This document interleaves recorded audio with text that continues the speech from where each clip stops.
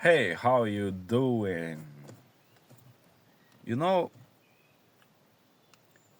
I came across a very interesting Bible verse like 2 years ago. When I first started reading the Bible, I opened the book of Proverbs because I wanted to gain wisdom. Whenever I went reading the Bible, I couldn't understand it. Like, it seemed so complicated to me. I didn't understand shit. But I could understand those proverbs, those short sayings. Okay, I was like lazy reader. Let me read those short proverbs. At least that I can understand and maybe get some wisdom from it. So I can go better through life. And the one proverb that really stuck in my mind was, it goes like this. The one who spares his rod doesn't love his child, but the one who loves him disciplines him diligently. So the one who doesn't use his stick to beat his child doesn't love his child. I was shocked. What is this? Bible is saying I have to beat my child if I love him, and if I don't beat him, I don't love him. What? But then, as I went through life, I remembered this proverb because it's written in such a way, extreme way. And of course you remember it because it paints a picture of you beating a child and you love him, and it kind of doesn't go together. But in reality, it does. I'm now working with kids every day at a school. And when I first started to work with these little kids, I was trying to be a good Christian, live according to the principles of Jesus. And I thought, okay, the golden rule: do to others what you would have them do to you. So whenever a kid asked me, hey, can I do a homework at home? I said, well, do to others according what you would have them do to you. This kid wants to do his homework at home. Let me grant him that wish. So I said, okay, do your homework at home, sure. And he was like happy, yeah, I love you, teacher. You're the best teacher ever. And then the next day, some other kid would come, can I eat this candy? I have this candy. And I say, yeah, of course, eat the candy. And he would eat the candy, and then another one, and other kids would start eating candies. And, and I allowed them to be like free, like to play whatever they want, to have freedom and kind of organize themselves. But these kids are 8 years old, so it quickly became a chaos. And when they were fighting or yelling, and I tried to stop them, they didn't really listen to me. So I realized I have to give them a punishment. I have to be more strict with them.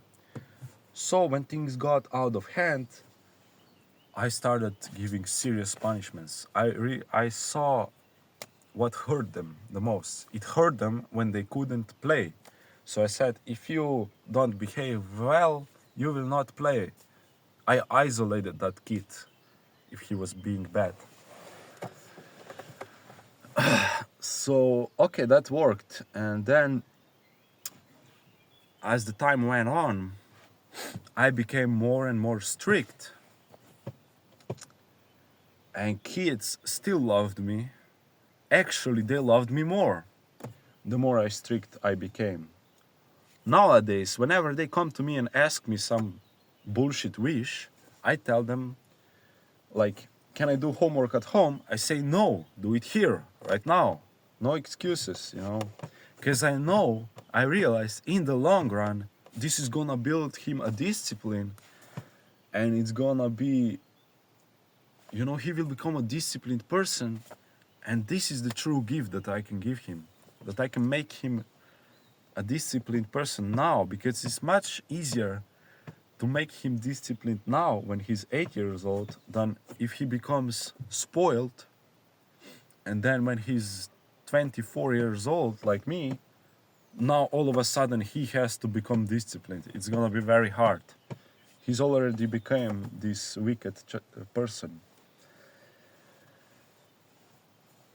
So it's very important that if you have a child, that you set boundaries, that you give him rules, that you discipline him, and he will be thankful to you. This is exactly what my father did to me.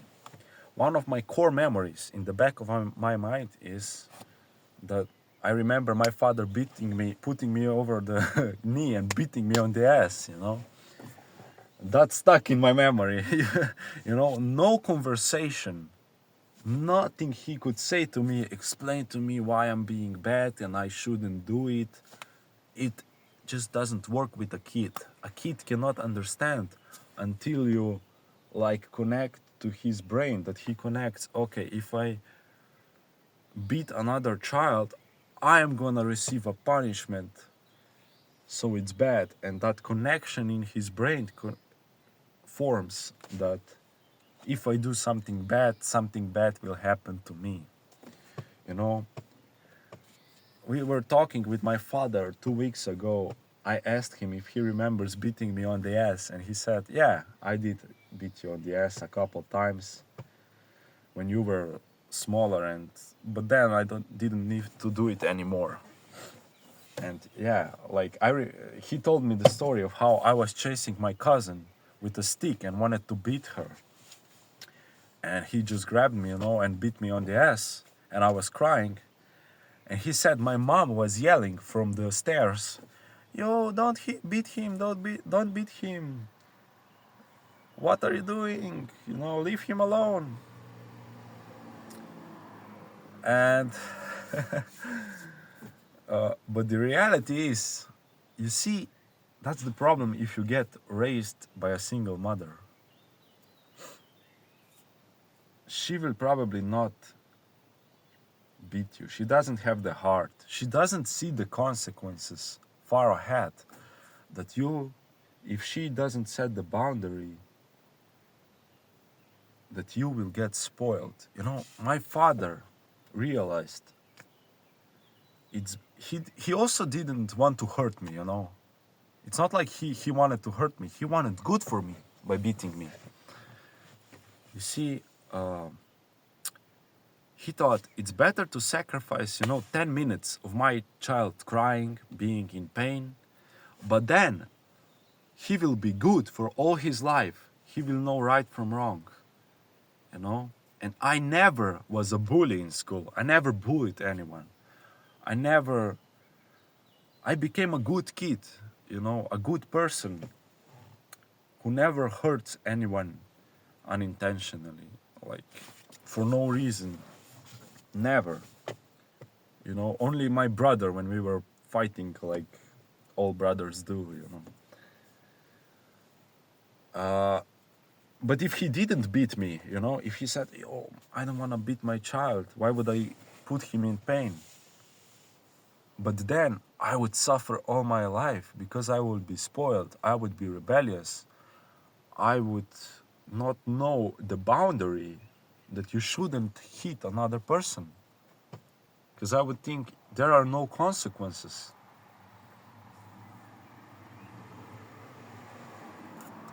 And that's why there is a beautiful Bible verse in the Proverbs that says, if you love your child, you will beat him. If you don't love him, you will not beat him. But if you love him, you will discipline him. So love needs to be sometimes tough love. It ain't always sunshine and rainbows and cuddling and flattery. Real love is real, truthful, sincere. And when somebody goes over the line, you have to correct them. You have to hold them to a higher standard. You have to hold yourself to a higher standard and then other people. And that's how this world becomes better. What is your main purpose as a Christian, to do good, but also to fight evil, to spread righteousness, and to stop the spreading of wickedness. If you do that, you're on the right path.